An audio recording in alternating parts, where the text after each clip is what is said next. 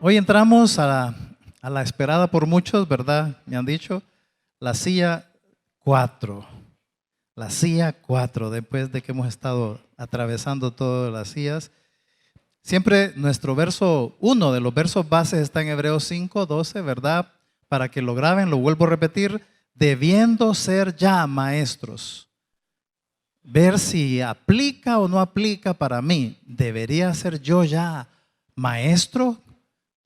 Y maestro implica que le estoy enseñando, y que estoy enseñando es una de las implicaciones de cumplir la gran comisión. Así que si ya días eres salvo, ya no deberías ser bebé, ya no deberías estar improductivo, ya deberías estar a cierto nivel de involucramiento en la misión de Jesucristo. Ya deberías estar experimentando el ser usado por Dios. Ese es el propósito de esta serie. Movilizarnos, pero emocionados de ir avanzando. Y para todo esto nos está ayudando la figura de las sillas, ¿verdad? Ya vimos que la silla 1, ¿verdad? Es el que no es salvo. Jesús les decía, los perdidos, aún cree que se puede salvar por obras, cree que la salvación se puede perder. Es alguien que va camino al infierno aún. Y entonces, no importa, y eso es el punto, eso es bien importante, no importa si el silla 1 está en el mundo, allá haciendo cosas, y no sé qué, pecados y toda la cosa, o está en una iglesia, no importa. Si no tiene claridad, si no es salvo, porque ir a una iglesia no salva a nadie, es creer en Jesucristo. Y si no ha entendido el evangelio y no lo ha creído, todavía está en la silla 1, aunque tenga días, meses, años de estar en alguna iglesia. Ahí en la silla 1 está sentada la mayoría de la gente a nuestro alrededor. Su necesidad básica, que le den el evangelio de una manera clara y que puedan aceptar a Jesucristo. La silla número 2, por eso la mantenemos así con esa, es diferente, ¿verdad? Es la de que alguien que es salvo, es creyente, pero es recién convertido. Es un bebé espiritual. Y es normal al principio, después de confiar en Jesucristo, pasa para acá, es normal estar poco tiempo aquí. Es normal estar en esa silla. En la silla donde necesita ser alimentado, necesita ser cuidado, necesita aprender cosas, necesita ser guiado, necesita ser limpiado, igual que los bebés. Es dependiente, igual que los bebés. Básicamente necesita recibir. Pero a cierto tiempo ya no es normal que se mantenga en la silla 2.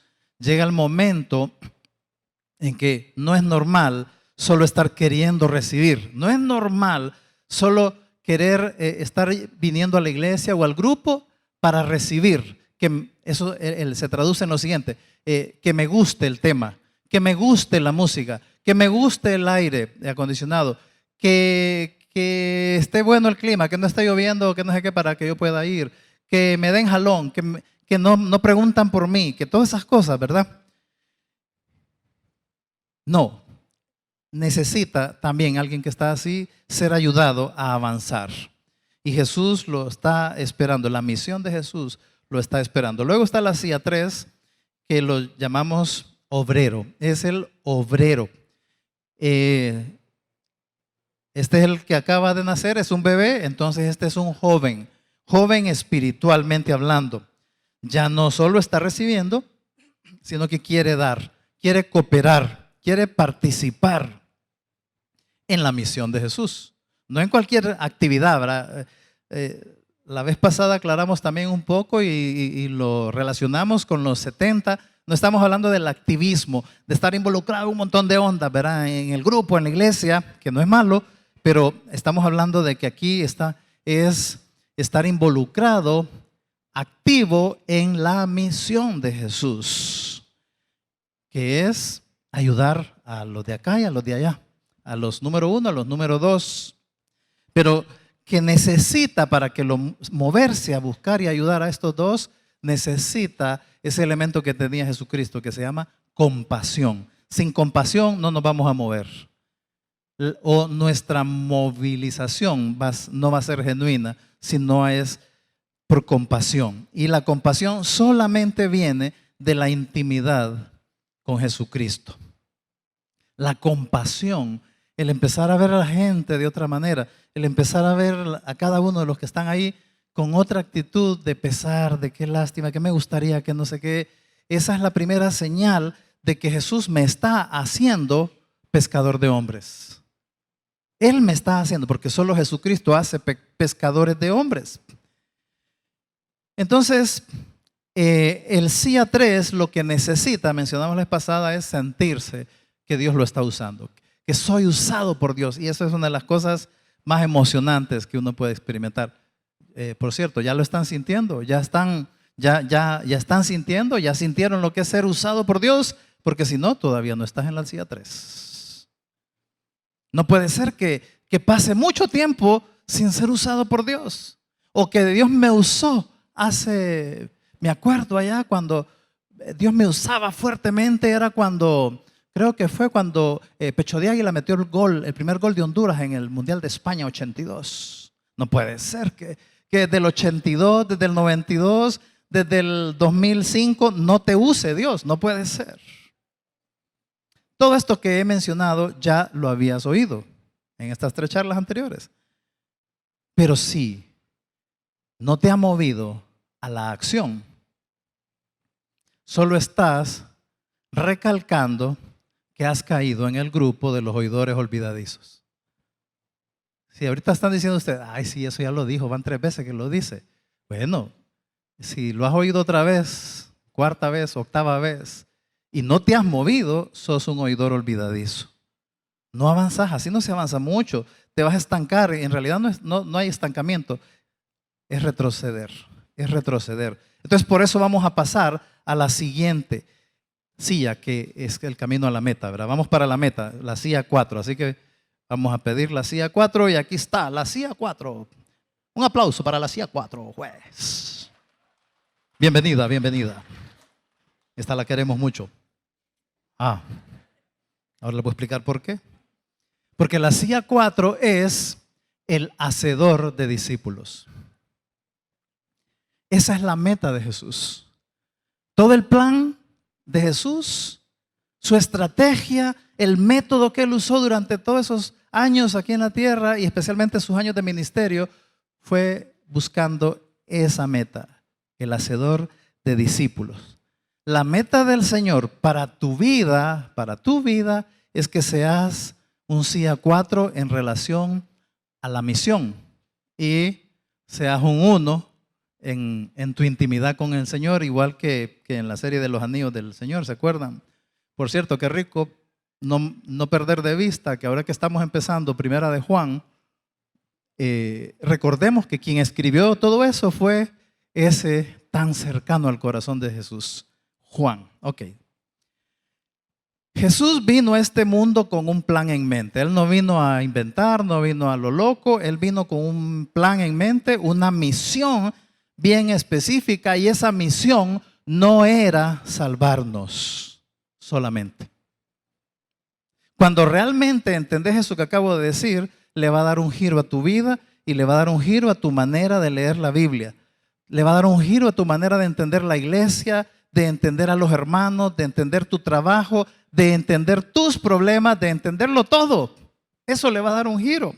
¿Por qué? Porque Jesús vino a hacer discípulos. Y por eso es que Él quiere que también vos y yo hagamos discípulos. Empecemos pensando en esto. Y para que pensemos bien, vamos a orar. Vamos a orar porque necesitamos que Dios sea el que hable en este momento. Oramos. Señor, gracias. Gracias por lo que nos vas a decir. De antemano, no sabemos exactamente qué es, pero si viene de ti es bueno.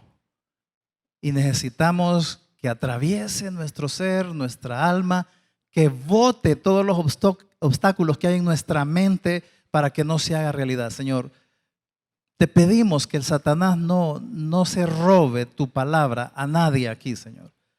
Que no se la robe a nadie, que sea una palabra que caiga en esa buena tierra, Señor, y que dé mucho fruto para tu gloria. Te lo pido, Dios. Háblanos Háblanos fuerte en el nombre de Jesús. Amén y amén.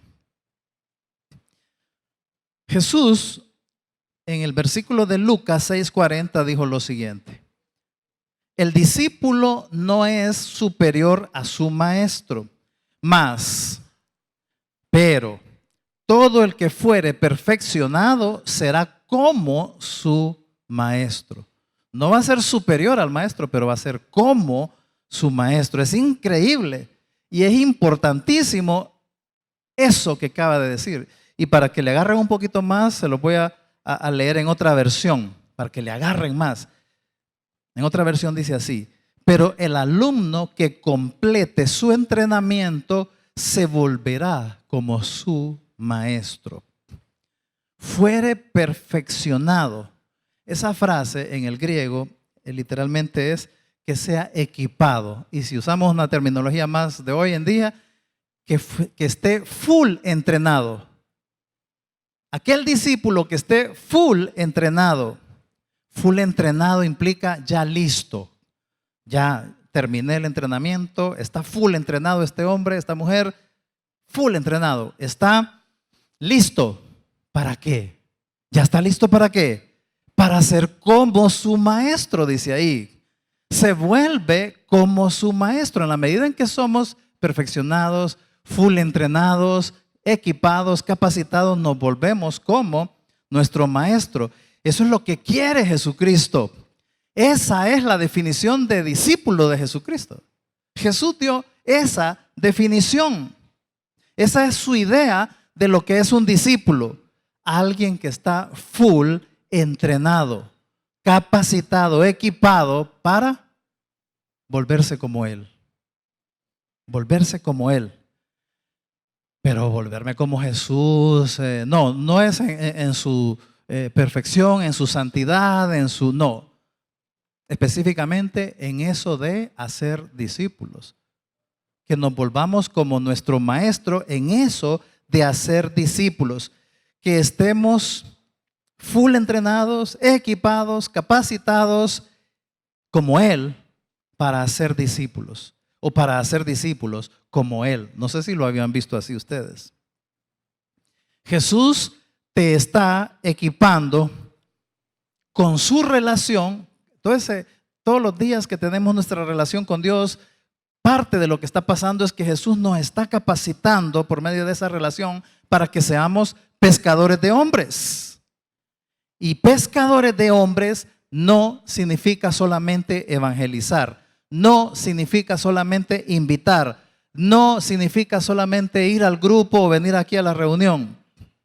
No significa solo eso, es mucho más que eso.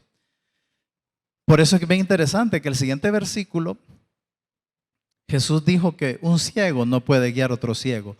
O sea, un ciego es el opuesto del full entrenado. Y Dios quiere que seamos full entrenados para que seamos como Él en cumplir la gran comisión. Pero si no, vas a ser un ciego queriendo hacer discípulos, vas a ser un ciego guiando otro ciego. Qué duro.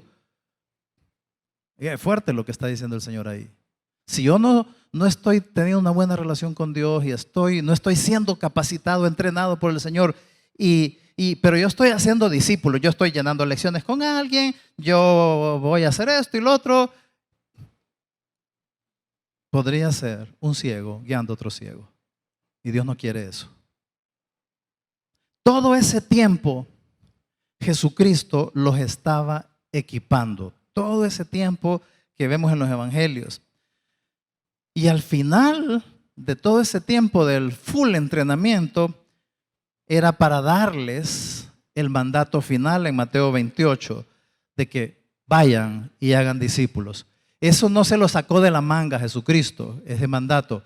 Ese era al final de todos sus 3 años de estarlos entrenando, a unos más tiempo que otros, pero al final, ya una vez resucitado, ok, aquí va la tarea. Vayan y hagan discípulos. Ahora,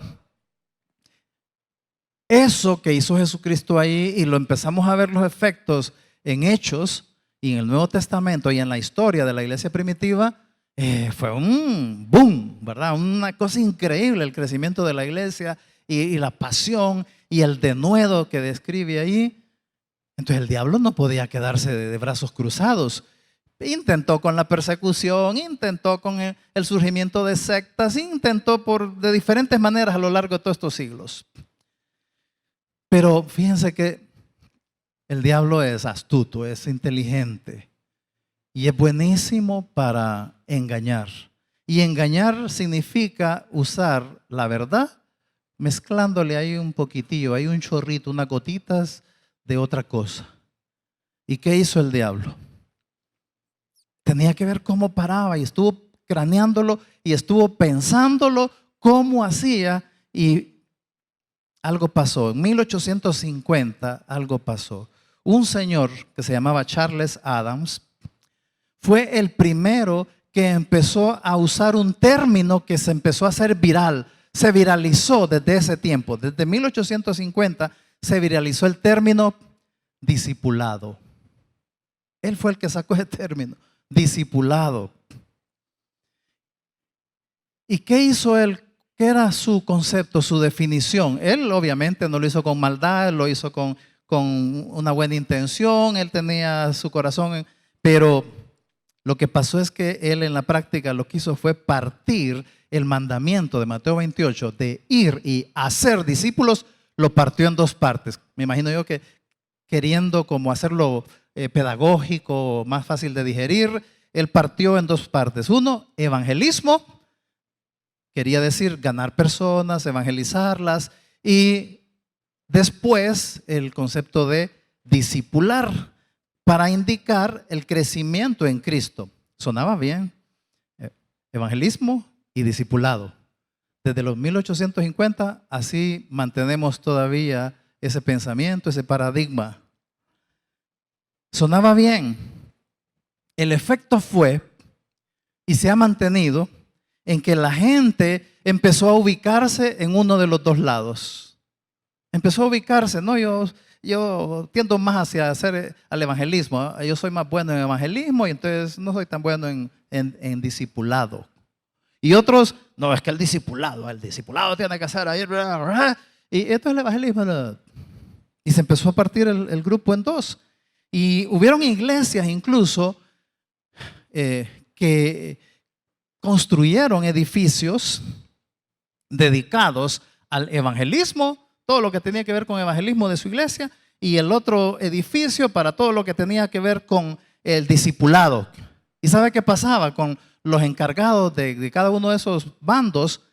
Es que empezaban en la iglesia, en esas iglesias que hacían eso, empezaban a pelearse por los fondos, para tener más fondos y tener más fondos los de evangelismo que los de discipulado, y en otros lados tener más fondos los de discipulado que los de evangelismo.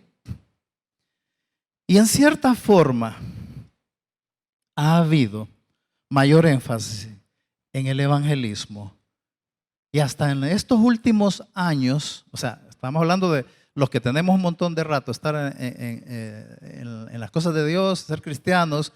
Sabemos que lo que más ha abundado es el asunto del evangelismo.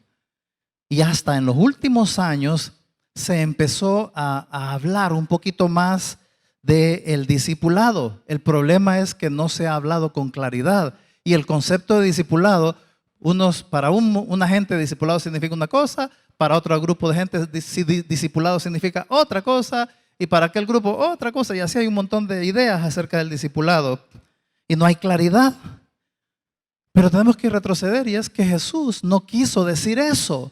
No quiso decir evangelismo y discipulado. Hacer discípulos, que fue la expresión de Jesucristo, es la expresión bíblica. Hacer discípulos es una sola cosa, no dos. Es una sola tarea. Es una misión dejada a la iglesia. Es una misión dejada a cada cristiano, a cada uno de nosotros. Una. Así que no podemos ponernos así como, no, es que yo soy más mejor para evangelizar. Más bueno, más mejor. Hoy en día se usa bastante la palabra discipulado, pero no quiere decir hacer discípulos. Hoy en día, discipulado significa, lo que se viene a la mente es un curso, unas charlas, un sistema, un programa, etcétera, etcétera, etcétera. Eso es discipulado. Cada uno en la iglesia debe tener claridad. Cada uno de nosotros debe tener claridad bíblica de lo que es un discípulo y qué es lo que un discípulo hace. ¿Qué es y qué hace? Eso lo tenemos que tener bien claro nosotros. Si no lo tenemos claro, ¿saben qué? ¿A qué lo voy a comparar? Sería como que tuviéramos una zapatería. Y entonces en esa zapatería están los empleados, ¿verdad? O nos contratan como empleados en esa zapatería. Y qué sé yo, en la zapatería empezamos a hacer fajas, empezamos a hacer carteras, billeteras, adornos de cuero, pero nunca hacer zapatos. Pregunta, ¿es una zapatería?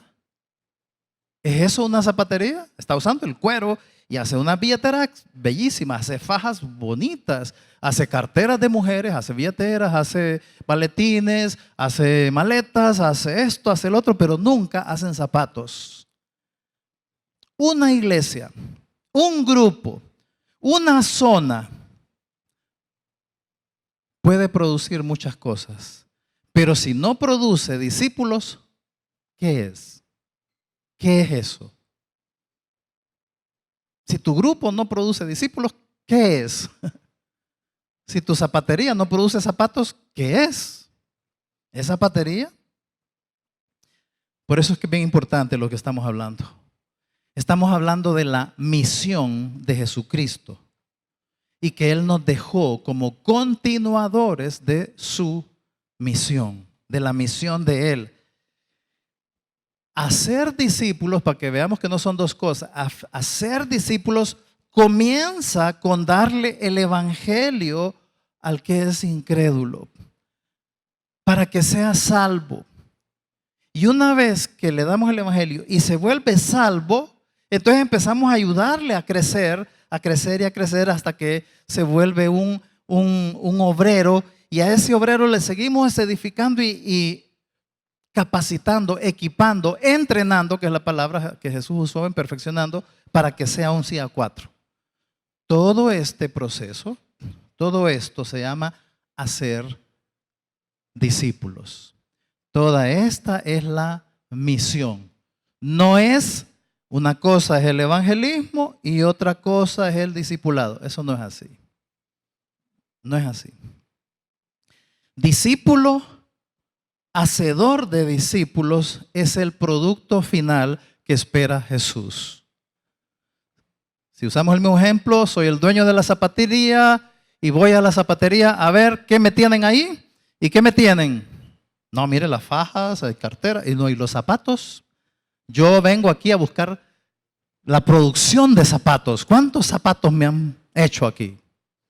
Y si volvemos a una parábola que usé hace siglos, los tamalitos. Los dejé haciendo tamalitos. ¿Y dónde están los tamalitos? No, aquí tengo enchiladas, aquí tengo empanadas. No, está bien, pero yo quiero tamalitos. Jesús, el producto final que Él espera en tu vida y en lo que estemos haciendo es discípulos. Hacer discípulos es un término que implica multiplicación. Multiplicación es mucho más allá que la suma, que la adición. Los que saben de matemáticas, ¿verdad? Es como en una familia. Vamos a ver qué es lo normal en una familia. ¿Saben qué es lo normal en una familia? Lo normal y sano que se multiplique. Es decir, viene y está la señora, papá y mamá se casan. Aquí está, esta es una mujer. No sé si alcanzan a ver el hombre. Entonces viene y se casan y entonces tienen 3 hijos. Por decir 3, 2, 4, 10, 8, no importa. Entonces, ahí está papá, mamá, sus 3 hijos. Empiezan a crecer, los alimentan, esto y todo, y empiezan a crecer. Y hay un momento que se nos casa este. Y después se nos casa este. Y después se nos casa este. Y se nos casaron. Y cada uno entonces empieza a a producir también sus hijitos. Ya estos son los nietos de acá, ¿verdad? Y aquí este también se casó y entonces tiene, ¿verdad? Sus hijos. Ahora, hasta ahí vamos bien, pero ¿qué es lo normal? ¿Qué es la multiplicación? Lo normal es que cuando esto sucede, entonces viene y este se casó. Entonces lo normal es que se vaya para otro lado y allá tenga su casita, ¿verdad? Y allá tiene sus hijitos.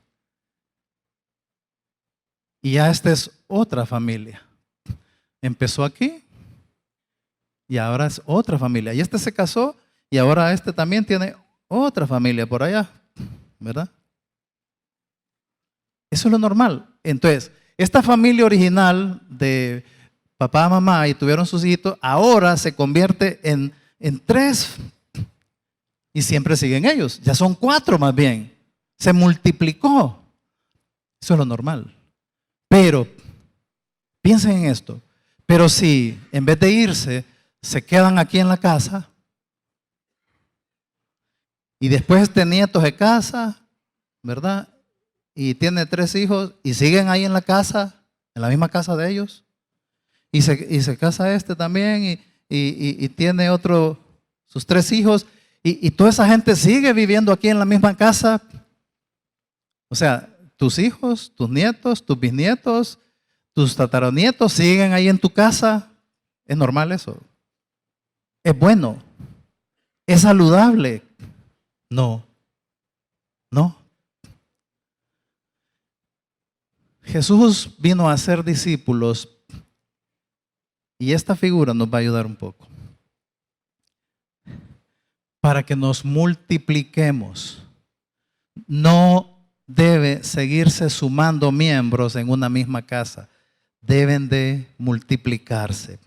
Vimos que ya vamos a explicar eso, que en la CIA 2, ¿verdad? La CIA 2, que es un bebé espiritual, y que el CIA 3 es un joven espiritual. Entonces, vamos a agregarle otro adjetivo al de la CIA 4, al hacedor de discípulos. El adjetivo es, este es un bebé, este es un joven, este ahora es un papá espiritual, un papá, una mamá espiritual, en el sentido sano y correcto, no en el que usa Guillermo Maldonado y otra gente, ¿verdad? Sino el correcto. El simplemente que significa que yo les di el evangelio y los he estado ayudando a crecer. Este es el producto final del método de Jesús.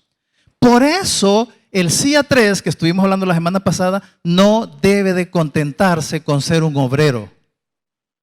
No debe de contentarse con ser un ganador de almas. No debe de contentarse con ser un influenciador, un influencer ahí en su entorno. Dios quiere llevarlo a que pase a ser un hacedor de discípulos, un padre espiritual para otros.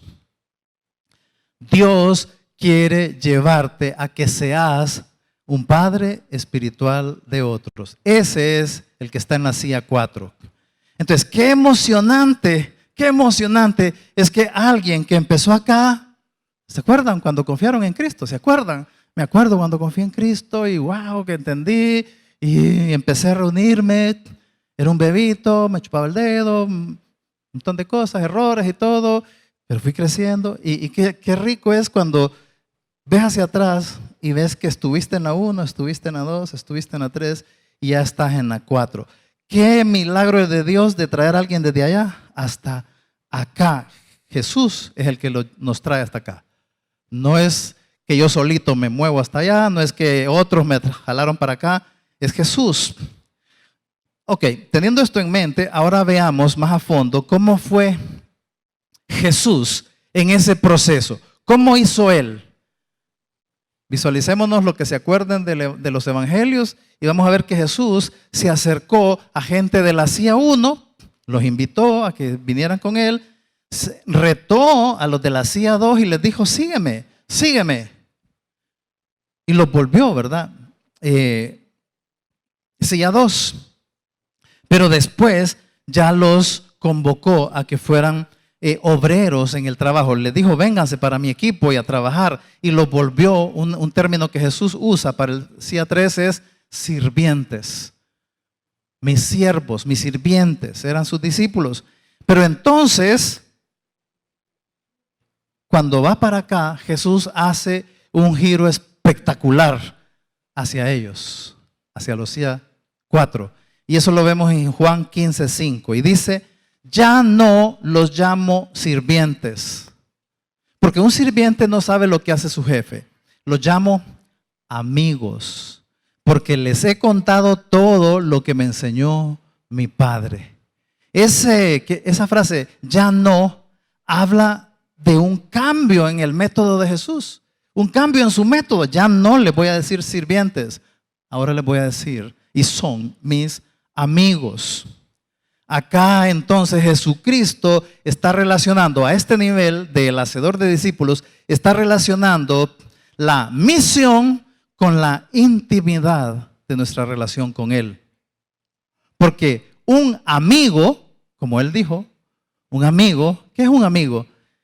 Es alguien con quien tenemos una relación diferente. Y Jesús dice, ya de aquí para allá voy a tener otra relación con ustedes, más íntima, más especial, más de confianza. Mis amigos, ya no van a ser mis siervos.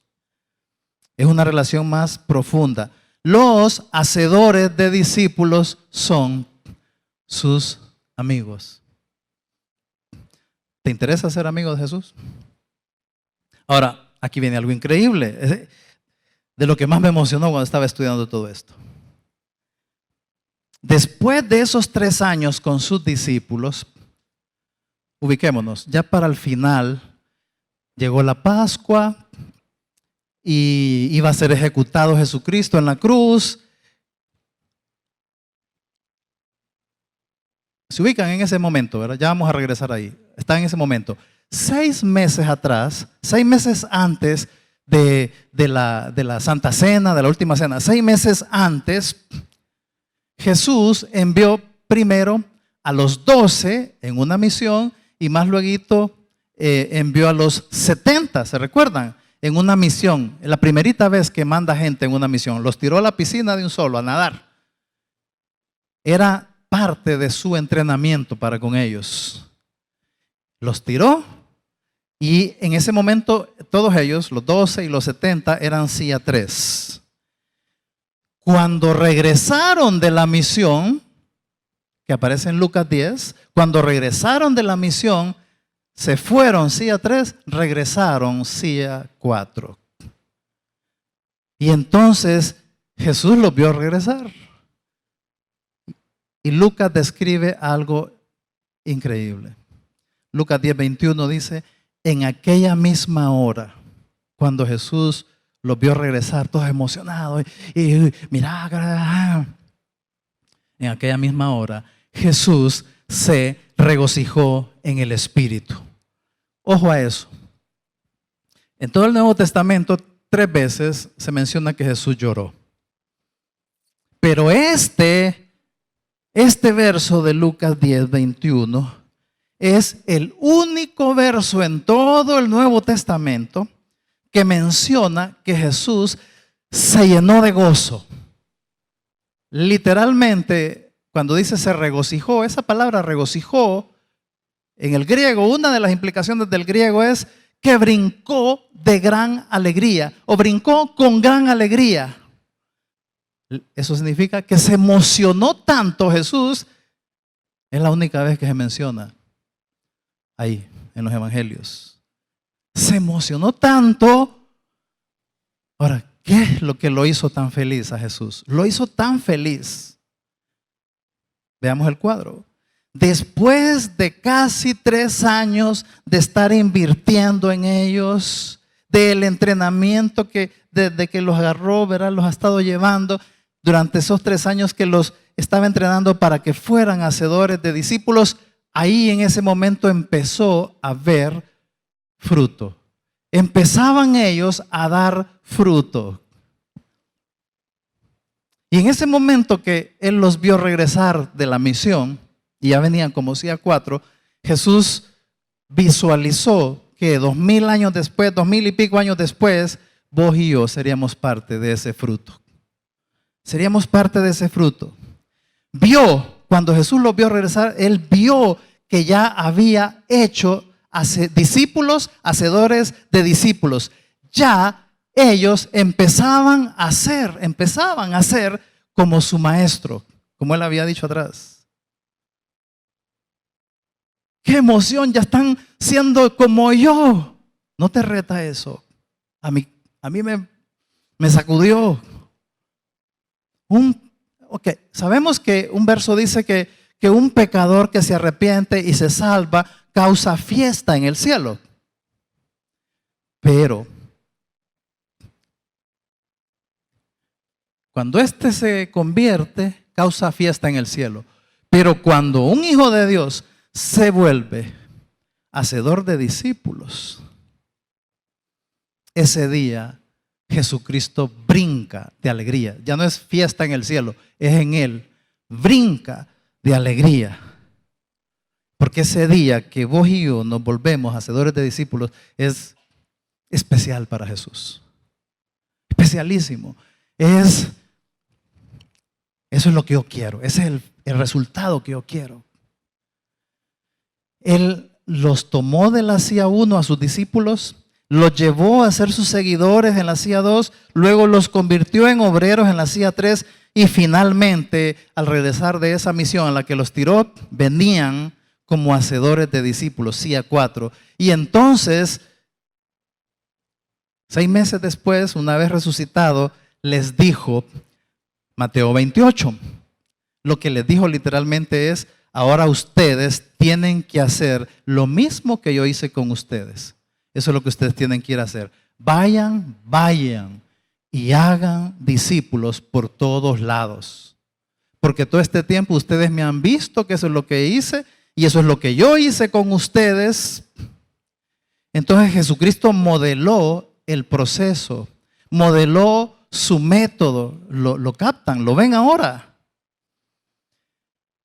En Hechos, en el libro de Hechos, vemos algo todavía importante. Jesús viene y resucitó, y después de resucitar, dice Hechos 1, que estuvo 40 días con ellos, con sus discípulos, a solas. 40 días full time, de noche, mañana, tarde, toda la cosa. A solas con ellos, instruyéndolos, puliéndolos para la misión, los últimos detalles para la misión. 40 días solamente les habló del reino, dice, de la misión. Y al final de todo ese entrenamiento final, solo les dijo algo: ya están cheques, solo esperen para que ya arranquemos en serio. En Lucas 10 era una prueba piloto y ya vi que sí, que están ahí. Ahora solo esperen el último elemento. Hechos 1:8, el Espíritu Santo. Y van a recibir poder y me van a hacer testigos. Desde el comienzo hasta el final, todo se trata de hacer discípulos. Desde el comienzo del Nuevo Testamento. Acá, ya todos o casi todos somos salvos. Por lo tanto, todos los que somos salvos ya tenemos el Espíritu Santo, ya Él nos dio el poder ¿para qué? Muchos creen que tenemos el poder para ir a evangelizar. No, tenés el poder para hacer discípulos, empezando desde allá, desde la silla 1. Ya tenés el poder para ser un hacedor de discípulos, no solo para evangelizar. Y algunos solo creyendo o sabiendo que Hechos 1:8 vamos a tener el poder para ir a evangelizar, ni así van a evangelizar. No digamos ser un hacedor de discípulos. ¿Dónde los vemos en acción? ¿Dónde trabajan los CIA 4? Eso es bien importante. Esto que voy a decir es bien importante. ¿Dónde funcionan? ¿Dónde trabajan los CIA 4? No solo, es más, podría decir que en porcentaje sería lo menos, no solo en la iglesia, no solo en los grupos, es en el resto del tiempo. Allá en tu trabajo, allá en donde estudias, donde vivís, por todos lados. Pero si creemos y nos quedamos con el pensamiento y el paradigma de que hacer discípulos es en el contexto de la reunión, en el contexto del grupo de crecimiento y fuera de esa sombría, ya no hacemos discípulos, entonces nos limitamos bastante. Los CIA4 están por todos lados haciendo función. Principios para los de la CIA4.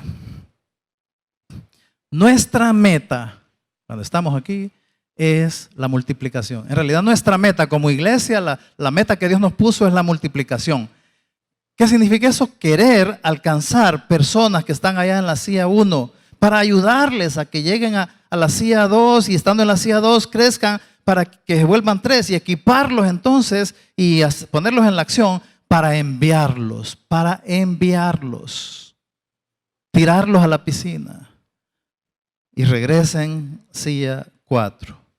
Que empiecen ellos a el modelo de Jesús para que de esa manera vayan a dar mucho fruto. Sumar gente es bueno. La suma es buena. Pero la multiplicación es mucho mejor. Y encima de eso, la multiplicación es lo que Jesús modeló. Jesús no modeló la suma. Jesús modeló la multiplicación. Y esto es bien importante. ¿Saben por qué? Porque nuestra misión como iglesia, allá afuera tenemos un rótulo. ¿Cuántos han visto ese rótulo? Ni lo han visto. Fíjense aquí, en esta pared, atrás de esa pared está. Ahí está la foto de ese rótulo. Eso está ahí en la pared de allá atrás. Nuestra misión, tu misión, porque estás aquí en esta iglesia, tu misión es hacer de cada no creyente un discípulo. ¿Por qué no es aquí? Porque un discípulo por definición es un hacedor de discípulos. Si no hace discípulos no es un discípulo todavía. Está todavía en el proceso. No queremos como iglesia que ese rótulo se quede allá afuera, se quede ahí. No queremos eso. Queremos que ese rótulo, que esa misión se quede bien grabada en tu corazón y en tu estilo de vida. En tu estilo de vida. No solo cuando estás aquí, tu estilo de vida es en tu casa, en tu trabajo, por todos lados, donde andes. La multiplicación es nuestra meta. Simplemente les voy a mostrar algo. Oigamos los números. Los números, la matemática es así, no es fría, ¿verdad? Y es clara. Oigamos los números. Por ejemplo, si una zona nuestra, una zona de aquí de la iglesia, son como, no sé, 8 zonas aquí.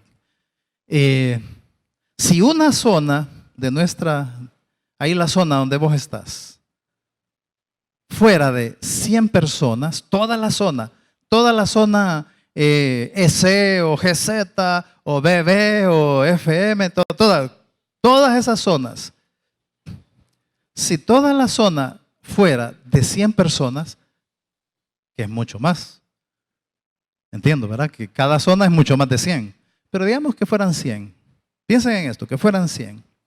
Si esa zona de 100 personas creciera un 10% cada año, hasta dentro de 7 años, .2, se duplicaría. Hasta dentro de 7 años, esos 100 serían 200. Hasta dentro de 7 años. Creciendo a un 10% anual, que ese es un 10% de crecimiento es, wow. Así lo ven en el mundo hoy en día. Por cierto, ¿cuántos discípulos se están produciendo en tu zona? ¿Cuántos discípulos se están produciendo en tu grupo? Esa zona de 100 en 7 años y pico serían 200. En 30 años, de aquí a 30 años, 2019 más 30, 2049.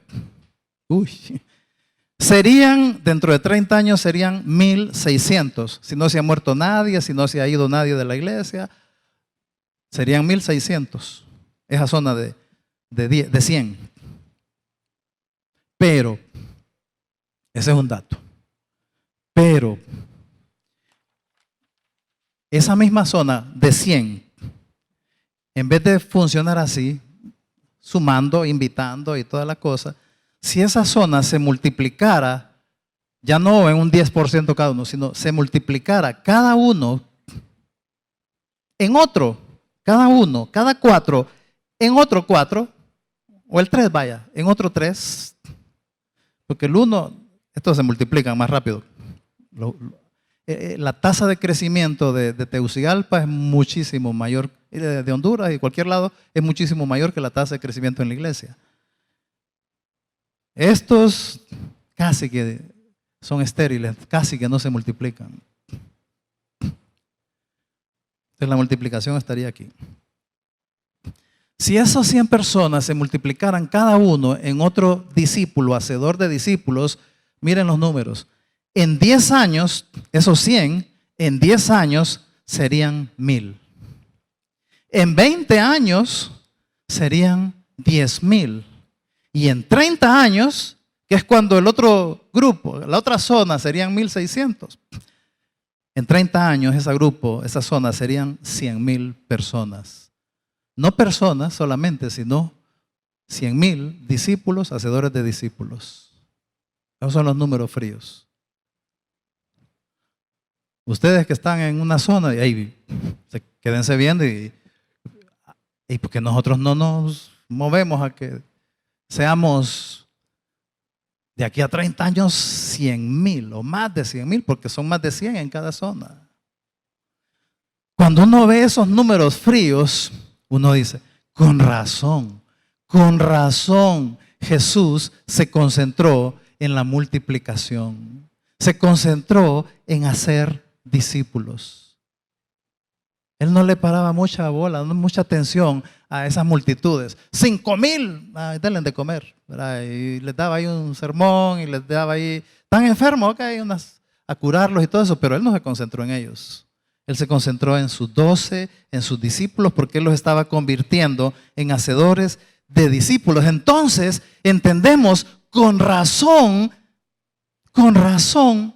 brincó de alegría Jesucristo cuando vio los primeros frutos. Jesús sabía lo que se venía. Cuando empezó a verlos, ahí vienen y traen fruto. Ya vienen como si a 4. Ya se visualizó lo que se venía. No olvidemos que la base para que esto suceda no olvidemos, es la relación íntima con el Señor. La relación íntima con Él y esa vida relacional con ellos. Relacional con los discípulos. Es lo que hemos estado hablando toda la serie. Es importante ser relacional con ellos y primero relacional con el Señor para que todo esto suceda hasta acá. ¿Cómo se mira un sí a 4? La primera impresión de un sí a 4 es un poquito así como desordenado. Como que desordenado. ¿Saben por qué? Porque constantemente aprovecha oportunidades para ganar a gente de sí a 1, le da el evangelio y luego que confían en Cristo no los deja botados. Empieza ya son sí a 2, empieza a darles, a influenciarlos ahí en su trabajo, allá por allá. No, es que yo tengo grupo el viernes de tal hora a tal hora y el resto de la semana no funciono en modo cristiano. Ahora soy modo abogado, modo doctor, modo profesor, modo no sé qué. Soy un médico cristiano, soy un abogado cristiano, soy un ingeniero cristiano. Eso no existe. Y rápido, el sí a 4, rápido, aprendió el ejemplo de Jesús, rápido los tira a la piscina para volverlos y que aprendan a nadar ahí, para que sean sí a 3. Y entonces se multiplica y se vuelve un padre espiritual de un hacedor de discípulos. Se vuelve padre espiritual y después se vuelve abuelo espiritual y después bisabuelo espiritual, todo lo que aquí mencionamos que era lo normal. El sí a 4, ¿por qué se ve así como un desorden? Como tú estás evangelizando, está ayudándole a este a avanzar y a otro que perciba ya que necesita tal cosa, lo está influenciando y anda bombardeando por todos lados. Porque el sí a 4, grábense esto, el sí a 4 es un adicto a hacer discípulos. Un adicto a hacer discípulos. Y encima de que es adicto él, se vuelve contagioso, es alguien viral para hacer discípulos. Hacer discípulos tiene que instalarse en tu corazón por compasión a la gente y principalmente por amor a Jesucristo. Entonces busquemos eso. Y entonces, si buscamos esto, nuestra vida, nuestro grupo, nuestra iglesia no van a ser la misma. No pueden ser la misma. Vamos intencionalmente, causémosle brincos de alegría a nuestro Salvador. Cuando Él vea que su misión, la misión de Él, la estamos moviendo. Que yo la estoy moviendo, no que aquello solamente, que yo, que vos. ¿No quieres causarle brincos de alegría a Jesucristo? Entonces el reto para los sí a 4. El reto de Jesús. Hay otro verso, conocemos bastante el versículo de Mateo 28 que se llama la Gran Comisión. Pero hay otro versículo que es lo mismo que la Gran Comisión. Y es Mateo 20, 21. Dice Jesús, como me envió el Padre, así también yo os envío. Igual que en Mateo 28 les está diciendo que tienen que ir. Así yo los envío, ustedes tienen que ir y hacer lo que yo hice, porque la misión, como el Padre me envió a mí, así los envío yo a ustedes. Es como que Jesús les estaba diciendo, yo ya te mostré, yo ya les mostré, ya les modelé cómo es la cosa. Ahora anda a hacer lo mismo. Vayan, hagan discípulos, haciendo lo que yo hice con ustedes. Eso es. Jesús tomaba a las personas en el punto donde estaban y luego los movía a niveles de mayor madurez. Hace lo mismo. Donde lo agarré, si lo agarrás siendo incrédulo, si lo agarrás siendo bebé, si lo agarrás siendo un viejón espiritual, ¿verdad? Que ahí como bebé, 40 años y en la sillita de bebé, donde lo agarres, si lo agarras siendo obrero, es lo que hizo Jesús. Donde los encontraba, los agarraba para moverlos a un nivel de mayor espiritualidad, de madurez. Especialmente, a eso se refiere ese pasaje, ese verso que leímos en Primera de Juan. Ahorita que lo leímos, cuando dice el verso, el que dice que permanece en él, debe andar como él anduvo. Y algunos agarran ese versículo y se meten, ¿verdad? A hablar de la santidad y hablan de esto y del otro y del pecado. Y está bien. Es parte de cómo Jesús anduvo. Pero la pregunta es, ¿y cómo anduvo Jesús? ¿Cómo anduvo Él? ¿Saben cómo anduvo Jesucristo? Apegado al Padre, modelando la gran comisión. Modelando. Él pasaba modelando cómo es que Él quiere que sean un discípulo. Eso es andar como Él anduvo. No se vayan por otro lado. Si decís que permaneces en Él, anda como Él anduvo. Él anduvo conectado con Dios y haciendo discípulos y modelando cómo se hace. Ahora, esto es bien importante lo que voy a mencionar. Esta tarea no es algo solamente individual.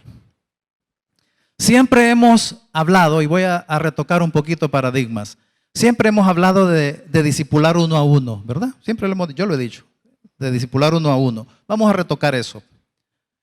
Ojo con esta observación, ojo con esta observación. El Nuevo Testamento está así. Más de 270 veces usa la palabra discípulo en los evangelios. Pero después de Hechos 2, en adelante hasta Apocalipsis, el término discípulo ya no se usa. Llama la atención, ¿verdad? Pero si es lo que vino a hacer Jesús, es lo que estamos hablando todo este rato.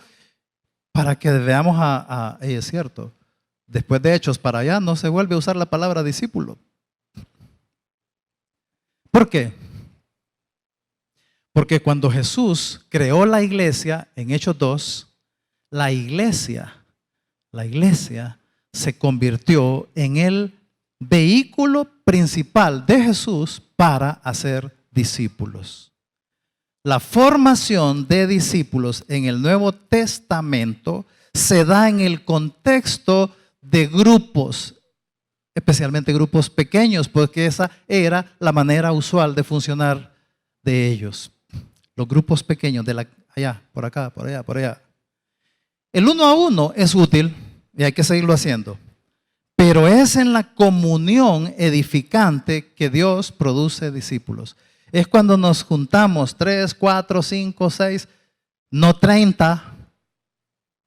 Si tienes un grupo de 20, de 30, ya es mucho. Tienen que buscar, ir moviéndose para multiplicar eso.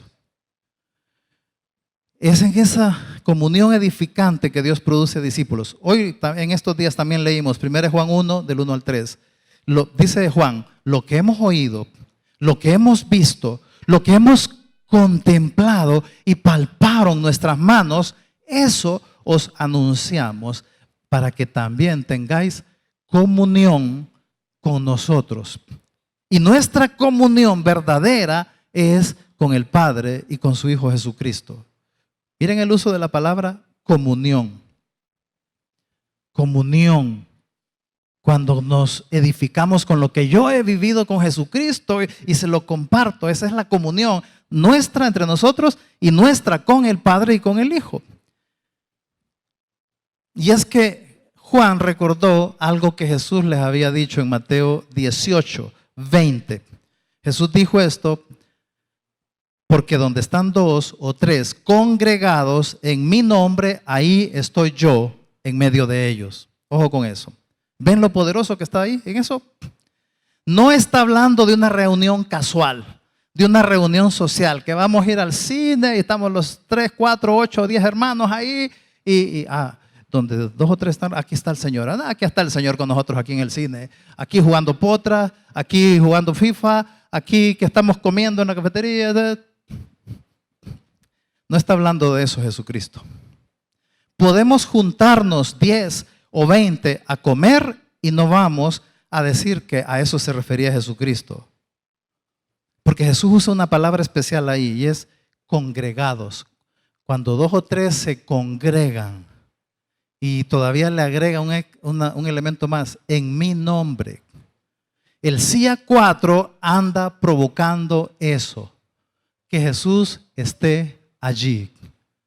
Porque el CIA 4 anda en misión siempre y entonces el CIA 4 se sienta ahí con otros 2, 3, 4 y tiene esa comunión edificante y ese CIA 4 trata, y si quieres ser un CIA 4, aunque estés allá, si quieres ser un CIA 4, trata de juntarte con 2 o 3, por lo menos, sé intencional, sé relacional con ellos y sé misional. Entonces se reúne con ellos, el CIA 4, cuando dice en mi nombre, otra manera de decirlo es, se reúne en representación de Jesús. ¿Para qué? Para la misión, para hacer discípulos. Si Jesús se sienta con vos y otros 3 más, ¿qué crees que va a hacer Jesús ahí en esa ruedita?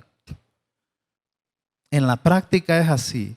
Te reunís con 2 o 3 compañeros de tu trabajo, 2 o 3 compañeros allá de tu lugar de estudios, con 2 o 3 vecinos, con 2 o 3 amigos, y haces lo que Jesús haría si estuviera con ellos, si estuviera ahí sentado con ellos. Un CIA 4 es un CIA 3 que ve mucho más allá, hasta ver discípulos ahí, hasta ver los discípulos. A eso se refiere: como me envió el Padre, así igualito te envío a ti. Un día, no sé hace cuánto, ni sabemos quién fue, ese pasaje de Mateo 28, del 18 al 20, alguien le puso la gran comisión. Alguien se lo puso ahí en la Biblia. La gran comisión. Fue muy buena idea. Pero pareciera que, no sé, pareciera que asusta a varios eso, ¿verdad? Que la palabra gran hace que algunos se asusten, se incomodan, se autoexcluyen, porque yo no sé, todo aquel que no está obedeciendo el mandato de la Gran Comisión es que de repente la palabra gran lo afecta de algún modo. Pero el punto es que ese título, Gran Comisión, no es parte del texto original, no es parte del griego. La fuerza del texto es que es una comisión, la comisión para cada salvo. Por lo menos sí es para cada uno de los que estamos acá. El producto que el Señor nos manda a producir como iglesia es un creyente fructífero llamado discípulo, que es hacedor de discípulos. Y termino con este pensamiento. Hay un peligro. Tenemos que tener en mente este peligro. ¿Qué pasa si no hacemos discípulos? ¿Qué pasa si no hacemos discípulos? Si en tu grupo, si en tu zona, si en tu vida no hacemos discípulos, ¿sabe qué va a pasar? Vamos a ir disminuyendo el impacto. Vamos a disminuir el efecto de ser sal y luz. ¿Y saben qué va a pasar? Que aquí vamos a seguir reuniéndonos y no le vamos a hacer ni cosquillas a Tegucigalpa. Ni cosquillas. Tu vida como cristiano se va a ir secando. Tu grupo, si no hace discípulos, se va a ir enfriando. La iglesia, si no estamos haciendo discípulos, se va a volver una iglesia más. Y ese es el peligro. Pero lo peor, si nosotros no discipulamos a nuestra gente, el mundo sí lo va a hacer. El mundo lo va a hacer. Ya ha contaminado a muchos aquí. El CIA 1 a tu alrededor necesita que le deje el evangelio. El CIA 2 necesita a alguien que le ayude para aprender a caminar solo. El CIA 3 necesita ver que Dios lo esté usando. El CIA 4 es el producto terminado. Un discípulo que hace discípulos. Este es el que hace brincar a Jesús de alegría. ¿En cuál silla estás? ¿En cuál silla estás? Hay cosas que pueden afectar este proceso. ¿Qué cosas impiden avanzar cuando querés avanzar? El otro miércoles vamos a hablar de eso. No se lo vayan a perder porque es importante para tu vida. Si no, no vas a experimentar qué es causarle brincos de alegría a Jesucristo. Vamos a orar. Señor, gracias. Gracias porque nos abres tu corazón y nos muestras qué es lo que quieres, qué es lo que te emociona, qué es lo que te alegra intensamente tanto, Señor. Que no seamos oidores olvidadizos, que no seamos fríos ante lo que a ti te causa compasión y lo que a ti te causa tremendo regocijo y alegría. Que no seamos indiferentes. Que salgamos, Señor, de esa silla 2 probablemente. Para tu gloria, Dios. Y esa expresión, para tu gloria, literalmente significa para tu alegría, para tu regocijo. Ese es el sinónimo de la palabra para tu gloria. Pongo mi vida y la vida de todos los que estamos aquí, Señor, para que no se nos olvide. No dejes que el diablo nos quite esa palabra, Señor, esa bendición. Que no se nos olvide que tú quieres que seamos ese producto final.